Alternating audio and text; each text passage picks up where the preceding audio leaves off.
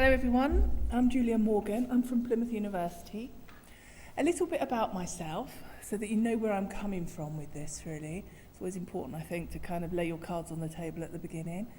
I have about 20 years experience of working with children, very much interested in childhoods, ranges of childhoods, and the 20 years was with research with children. Prior to that, I worked in a psychiatric hospital and I also worked in family support. So that's my kind of background. So I've got a practice background and a bit of a public health background as well, but primarily research. So I'll come at it from a welfare perspective, just to let you know that, and I think you'll probably gauge that as we go through. Okay, so this research is called Staying in Contact with Their Children, the Experiences of Imprisoned Mothers in England. This was part of a larger study. The larger study was over 6 prisons in England and Wales. 5 of them were male and 1 of them was female. I'm only reporting on the female today because I've already reported on the male at another conference, and I don't think that's kind of would go down very well. We interviewed male prisoners, we interviewed female prisoners, we interviewed staff, and we also interviewed some children. So we're still kind of working on the child narratives at the moment. So this is about women in the United Kingdom. So just to give you some background to women in the United Kingdom, in England and Wales actually, this is from the Bromley briefings, and it tells you about the population. So it's about 5% of the prison population. So women in prison is small in England and Wales. Just under 4,000 women in prison as of autumn 2016. And if I can just see this, 48% of women are reconvicted. So there's a high reconviction thing for these women. And, you know, I think we know why, to a certain degree, why that possibly could be. These women get short sentences, they may not have treatment, they have drug issues, they have mental health issues, they're not getting the treatment within the prison, and then they leave and they go back to the same areas. It's quite understandable why there would be such a high reconviction rate. 84% of women in England and Wales who are in prison are convicted for non-violent crimes. They're mostly what I would call poverty crimes. They're related to drugs, they're related to thefts and things like that. They tend not to be violent. If we look at the women prisoners in England and Wales, we start to see that they are really very vulnerable. And if we compare them to men, the vulnerability levels are quite striking in comparison to male prisoners. So 53%, I think that says, experienced abuse as a child. 46% have attempted suicide at some point in their life. I think that says 64% have used Class A drugs. We're getting what I'm getting at here. 22% have drunk, a quarter have drunk alcohol every day in the 4 weeks up to custody. So we're talking about incredibly vulnerable women.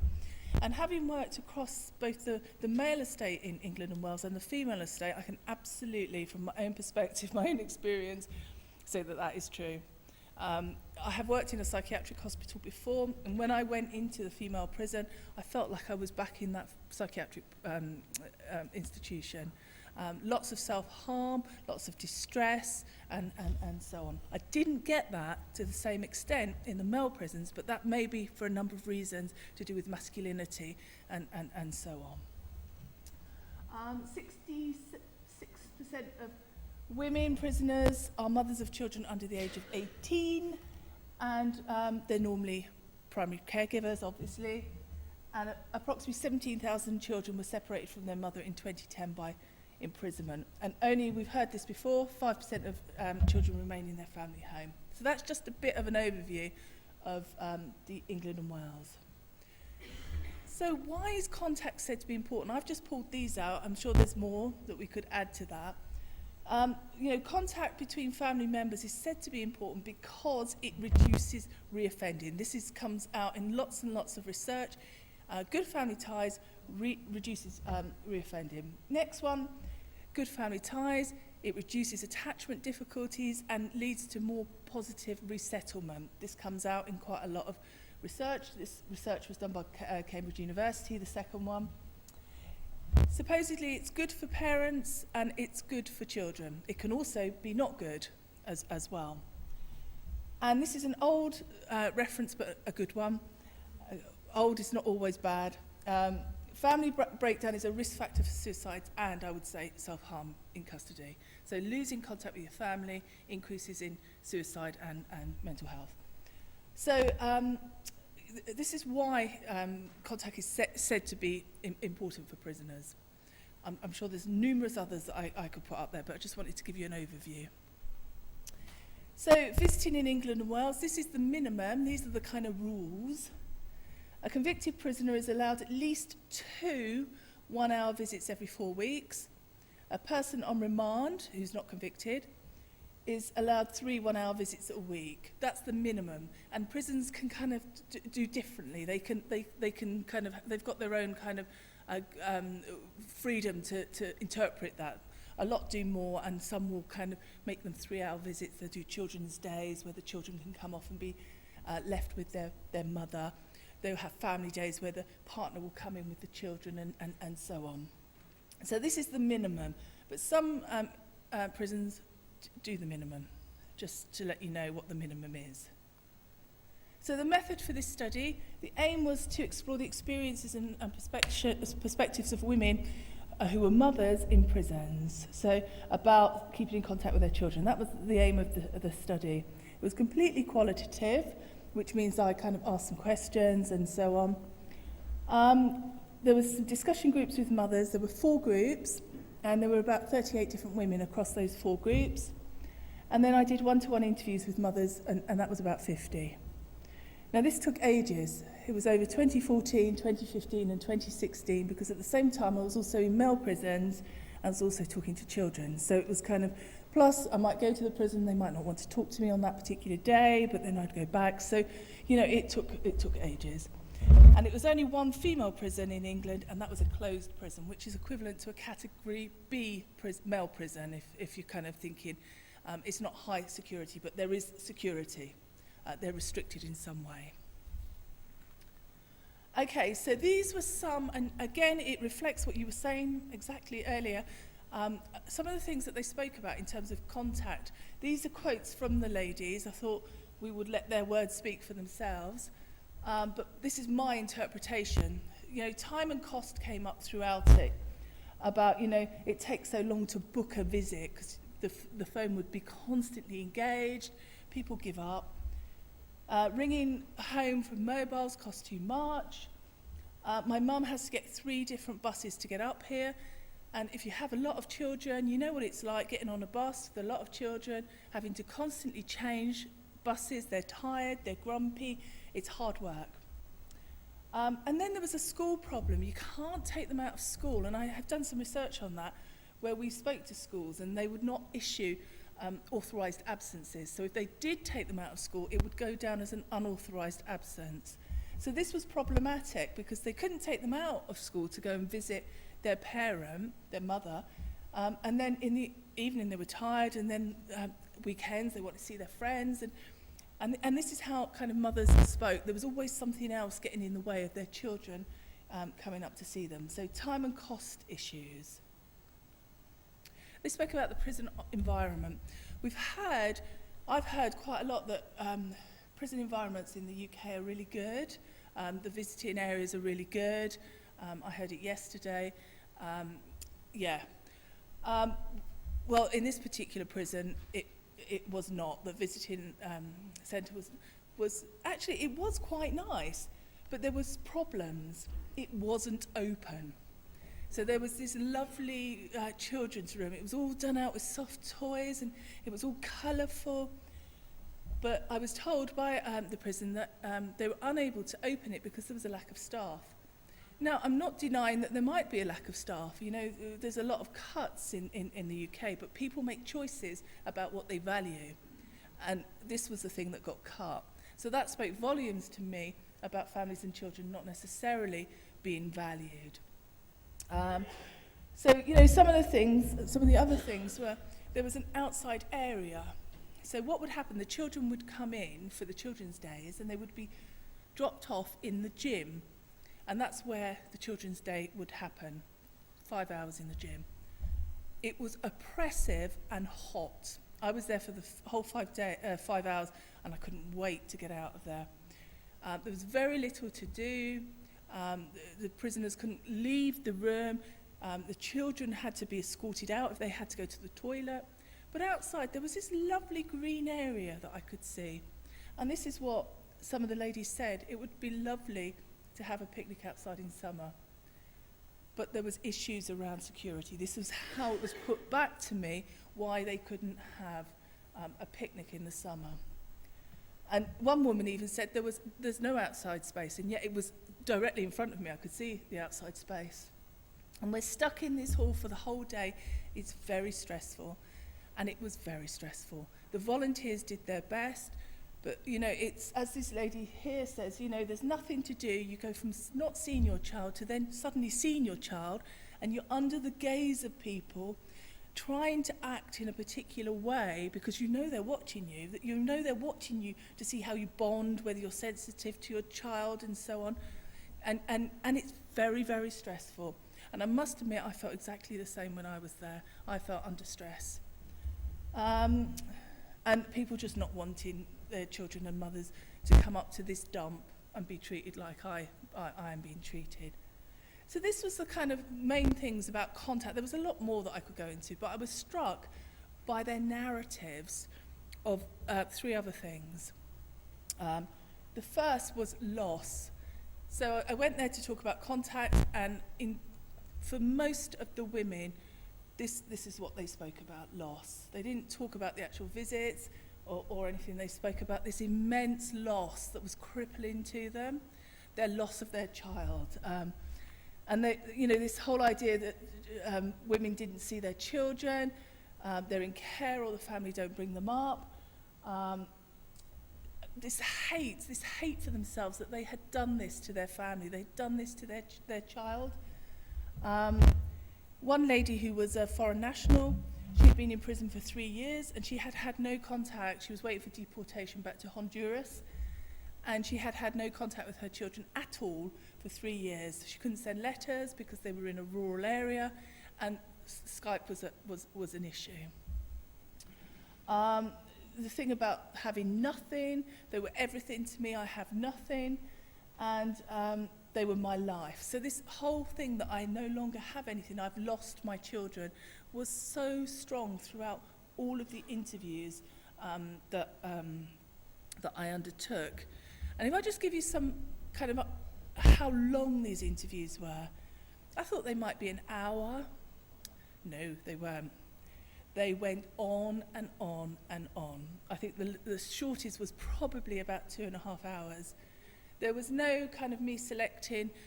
People knew who I was. They came and spoke to me. I want to speak to you about, you're talking about children. I want to talk to you about my children. One of them went on for 4 hours. In the male prison, that did not happen. They were about an hour long.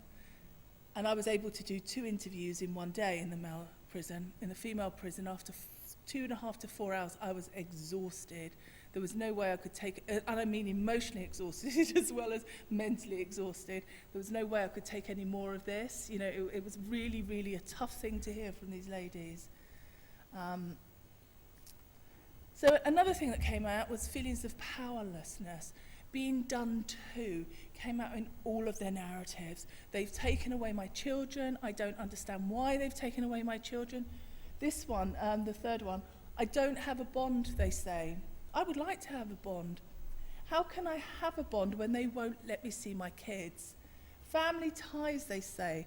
They are not following the rules. It's all bullshit. This woman was really astute. She knew about family ties, the whole thing about criminal justice, that it was kind of, we've got to support family ties. But she was saying, they're saying I haven't got this bond, but they won't do anything to enable me to have a bond, and they've taken my children away. Lots more, all about a feeling of powerlessness. And again, this feeling of gaze, being looked at, which obviously is what prisons are about. I feel like the social worker is waiting for me to do something wrong. It is not about support, it's about whether they can take your kids away from you. So this idea of losing their children and their feelings of powerlessness. And there's a lot more of these quotes throughout. The other one that came out was this deficit model of mothering. Bad mothers. And this came through almost all of the narratives of the women, about how people felt that they were bad mothers, that they were rubbish, that they had no feelings, that we don't care, that all we care about is ourselves. They said, I did not show sensitivity to my child, show me how to do it, and I will do it. People think we're scum. What kind of mother does this and leaves her children like this? Again, this did not come through in the male rhetorics. The male narratives did not have things like this. And it comes back to this idea of women, relationships, and mothers, this kind of genderized idea that a good mother puts their child before them, they bond, they're sensitive, they play with their children, they do all these things that a lot of these women were put up as not doing. They were in deficit.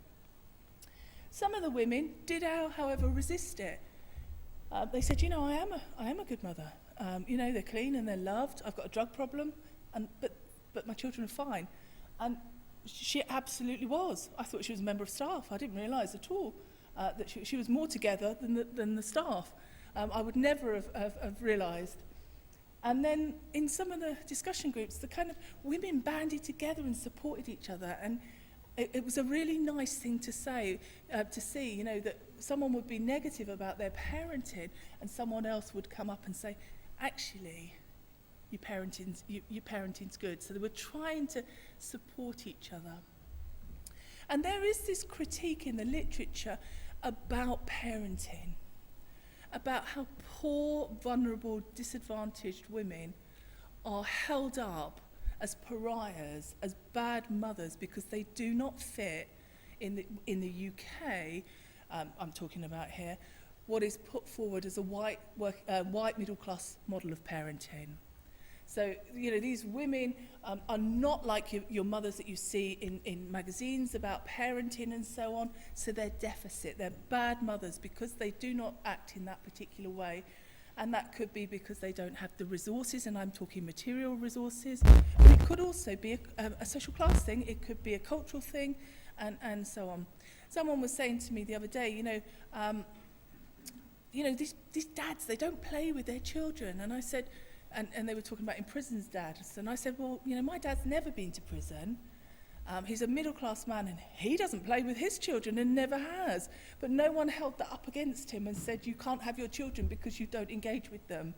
But when it comes to women and fathers in poverty who are disadvantaged or vulnerable in any way, it's held up as a failing. So this was some of the impact on their children, but there was a lot more, you know. The 7-year-old trying to stop the little boy from getting his mum to get up, because in UK prisons, the prisoner has to remain seated. So, you know, come and play with me, mummy, come and play with me. And the 7-year-old was having to say, no, mummy can't play with you. So trying to kind of protect mummy from this situation. And some other research that I've done has found exactly the same, where children try to protect their parent who's imprisoned with the other children. And another lady, she used to ring every day and she'd say, you are the man of the house. I think he was about 12. And you must look after your brothers and sisters. So that sense of caring responsibility, that sense of protection again. And this thing about being so angry at the mother and not wanting to speak to her. And then this one at the bottom, they're ashamed of me. Their friends know. He said to me, they have proper mothers who are not in prison. He said that to me to hurt me. And I understand that he's hurting. They're all hurting, so he wanted to hurt me, and it did hurt me. The stab in the heart of a child saying that to you is quite emotionally affecting. So, to bring it all together, how can we improve contact and visiting? So I'm talking for the mothers, for the children and for the visitors. You know, if visitors don't want to come up because it takes them so long to get through to book a visit, and the actual regime is so disempowering and difficult that it stops them from coming up, we also have to think about them. What about the support for feelings and emotions of both the children and the mother? So we have mentoring for children in the community, but what does the prison actually do? What does the prison actually think about when children come up to the prison? Do they think about the support that the children may need afterwards? And is it their responsibility? What about the mother? I think I had so many mothers come up to me to want to take part in this because they had no one to talk to about being a mother. And I think that came out in your kind of study as well. They could talk about their drug problems, they could talk about their offending, they could talk about their mental health, they could talk about their education, but no one acknowledged that they were a mother. Or that's a bit too strong. It was not acknowledged as much as maybe it should have been that they were a mother. And so there was not that much support for them. So hence why some of these interviews were 4 hours long. And afterwards they would say, you know, that was really good. Thank you for listening to me. So where's this support for these mothers when they come back after having seen their child probably once a month, and so on? What is good practice? You know, the importance of relationships. Women, especially in Western UK culture, are very much kind of positioned as about relationships, relationships with other people, their family, their children. And that needs to underpin visiting and contact, that it's important and we need to put more emphasis on it, as well as respect that relationship. You may think it's a poor relationship, or you may think that the mother's a poor parent, but to kind of really unpick where this idea of good parenting comes from, and to show more respect, attitudes, and also to prioritize and value family. However, do prisons have to be prison officers have to be involved? In a lot of the prisons I went to, they would have an NGO or a voluntary organisation outside who would run the visiting centre, and then as soon as you went into the prison, it would be prison officers. And what they tended to be was the lowest grade. They put the lowest grade on there. And that's when maybe it started to go a little bit wrong in some of them. In some of them, it was different because, for example, Park Prison, Corrins Prison, it was different. People had customer services, training and so on. But do prison officers have to be involved? You know, and we come to this idea of control and security versus welfare. You know, what is important here? Could we have people who are more welfare oriented deal with visitors as they were coming through, and children? What about bringing the community in? You know, this is a marginalised, on the whole, a marginalised, hard to reach group. What about bringing in services? For example, in the UK, we have services like Sure Start, we have services like Home Start, we have all these kind of services that would cut their right arm off to get hold of a marginalised, hard to reach community like this. And yet, not many prisons take advantage of it. Corrins Prison does. He has homework classes, he has Sure Start come in and do a stay and play, and so on. Why isn't this made more use of? These community things that are out there that could be brought in. I heard yesterday about child-friendly prisons, about children's rights, how children could kind of be involved in designing visiting centres and what it would be like to have good visiting. However, you still have this problem of children visiting prisons. Is it good? Is it good that children visit prisons? Is that something that kind of makes you kind of think, oh, it's not good? It's something that we have to do in order to maintain contact, but actually it's something that I don't think is necessarily a good thing. So alternatively, if we, you know, that's one way we could think about it. What about alternatives? Contacting the community. Bear in mind that 85% of women who are imprisoned in England are imprisoned for non-violent crimes. I read somewhere that those women could be released tomorrow and it wouldn't cause any issues in terms of public safety. So what about visiting in the community? About using some kind of community centre or whatever where mothers could come out of the prison to meet their children in a more welfare-orientated situation that was, for example, a Sure Start centre or whatever. Then you would have issues. I can hear the issues already. I've already proposed this to the National Offender Management Scheme, and I had the issues come back at me. Security, money, staff, media, public opinion, and also this not valuing children and family, not thinking that is a good response, not thinking that actually that child deserves that, and actually that mother deserves it. Their relationship is important. And it comes back to ideas of punishment. So these were put forward. We can't do this because of whatever. However, there is another issue which nobody actually picked up, and this research, Honey 2013, does pick up, and it was done in the States, and it was about a mother and child unit that was outside of the prison, so it was in the community. You had to go through loads of vetting to be able to go in there.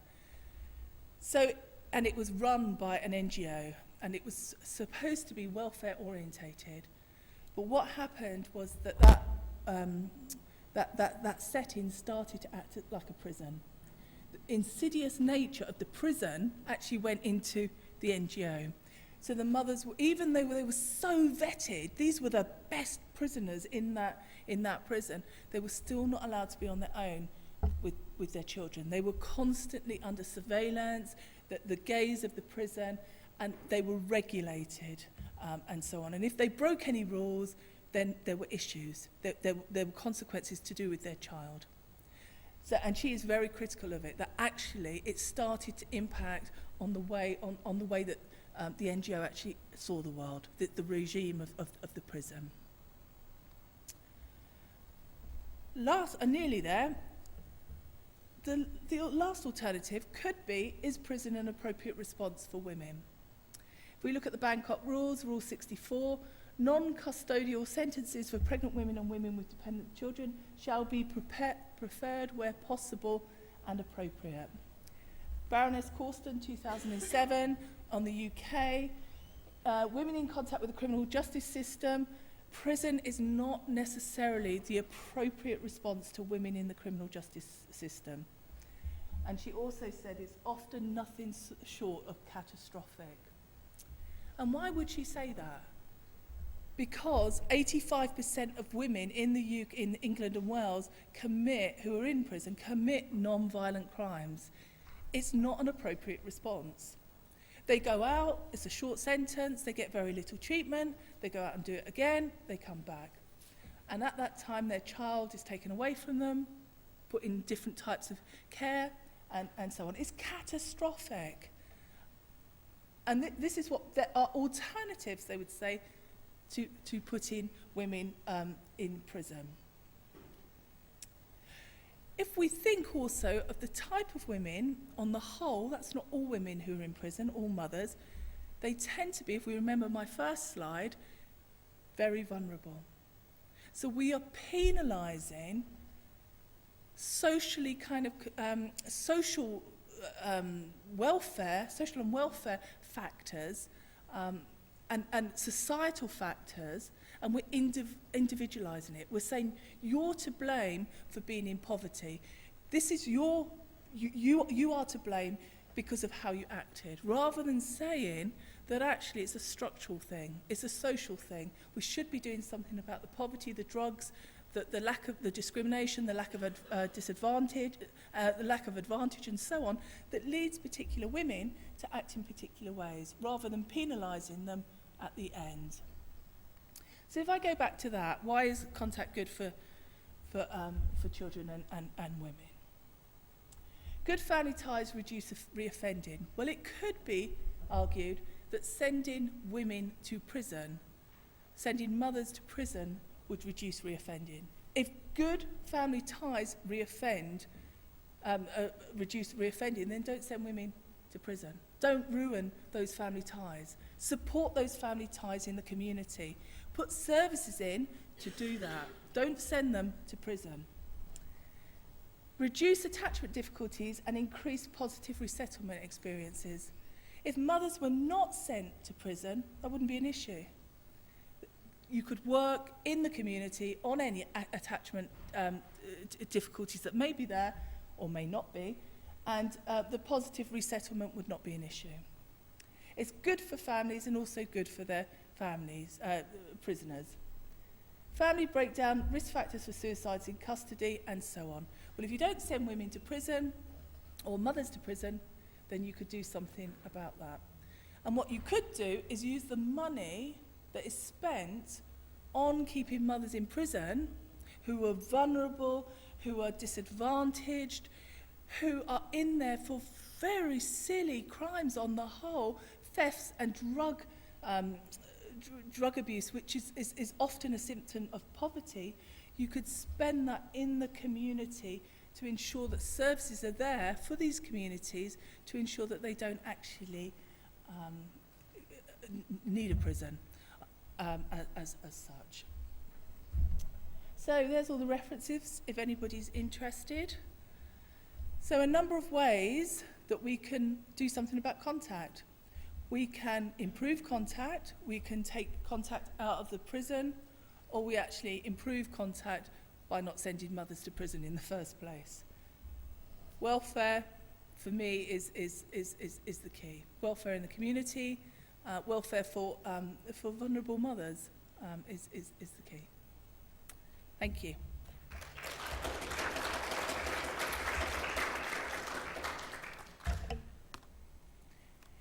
Any questions?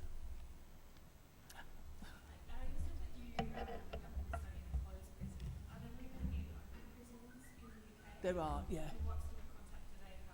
I'm not sure. I think, yeah.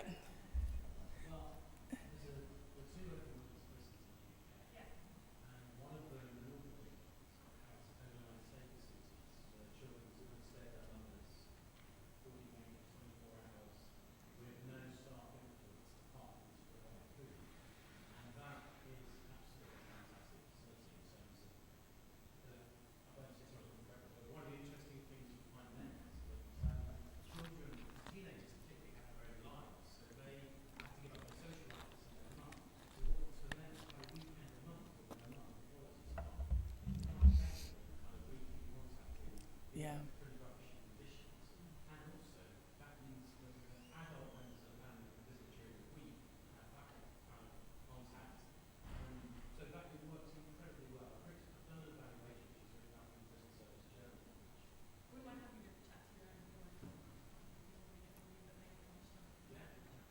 Brilliant. Any other examples? I was wondering, I appreciate you didn't have time to discuss all aspects of your study, but I was really intrigued about your interviews with children. So I was wondering if you could say a few words about what you were looking for and what you found. Yeah, it was child-centred kind of interviews. So a lot of the time it would be what the child wanted to talk about. So we would sit and we would draw and we would just talk generally. But some of, I haven't analysed them all completely, but it is the same kind of thing. Some of the children, especially teenagers, did not want to go and visit. They would say that there's a lack of things to do. It was boring. It was too repressive, and so on. Younger children, they kind of drew. They were kind of taken there by their carers and so on, so they didn't really have that much choice. But they would say, it was nice to see their parents and so on. But there was a lot of distress that came out of some of those interviews around loss and so on, and about kind of schools not being sympathetic, about stigma and so on. So all those kind of things that you could kind of imagine, trying to keep it a secret, that the teacher had exposed them in front of the whole class, and that things like repeated absences from class does not go unnoticed. Where were you? Where were you then by other children? You know, it's quite difficult to get around that if you want to keep something to yourself. And also there was things about privacy that actually some of the children didn't want to talk about it, but some did, and who to talk to. So a lot of pain, and a lot of pain actually when they came out, when their parent came out. So in the resettlement, that was something that absolutely came out. And there were stories about arrests and things like that where children were present. So yeah. Thank you. Okay.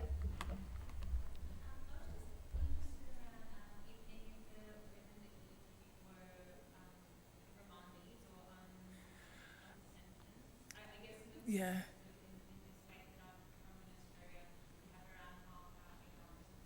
Yeah.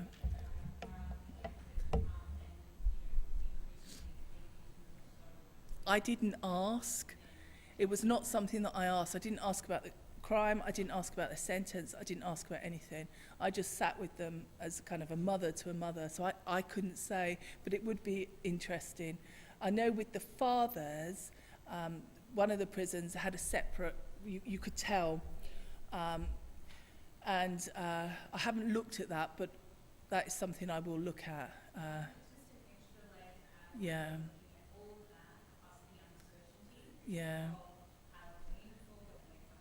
Yeah.